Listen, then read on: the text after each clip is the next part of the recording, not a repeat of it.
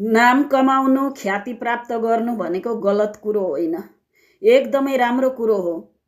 तपाईलाई धेरैभन्दा धेरै मानिसहरूले चिनेको पनि एकदमै राम्रो कुरो हो। तर तपाईलाई कति मान्छेले चिन्छन् भन्ने कुराले कुनै पनि अर्थ राख्दैन। तपाईलाई मानिसहरूले के भनेर चिन्छन् भन्ने कुराले चाहिँ एकदमै अर्थ राख्दछ।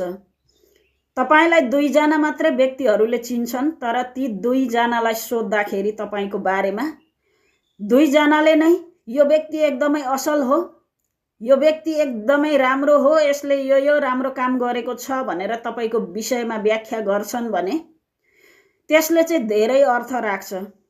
भलै तपाईलाई चिन्ने 1000 जना होलान्, तर तीमध्ये एउटा कोहीसँग तपाईको बारेमा सोध्दा यो व्यक्ति फटा हो भनेर कसैले जवाफ दिन्छ भने तपाईलाई धेरै व्यक्तिहरूले चिनेको कुराले केही पनि अर्थ राख्दैन। त्यसैले नाम कमाउनु, ख्याति प्राप्त गर्नु भनेको नराम्रो कुरो होइन, तर तपाईले कसरी नाम कमाउनु भएको छ भन्ने कुरो चाहिँ एकदमै महत्त्वपूर्ण विषय हो।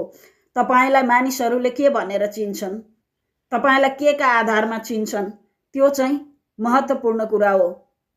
त्यसैले नाम कमाउने प्रलोभनमा, प्रसिद्ध हुने लोभमा जथाभावी जे पाए त्यही गर्दै हिँड्नु चाहिँ उचित हुँदैन। राम्रो काम गर्ने व्यक्तिलाई एक दिन सबैले कदर गर्छन्।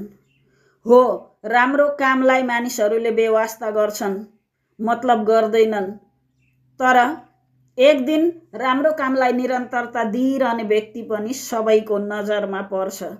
यो पनि सत्य हो। त्यसैले राम्रो काम गरौँ, इमानदार बनौँ, अनि आफ्नो इमानदारिताबाट कमाएको ख्याति चाहिँ दीर्घकालीन हुन्छ।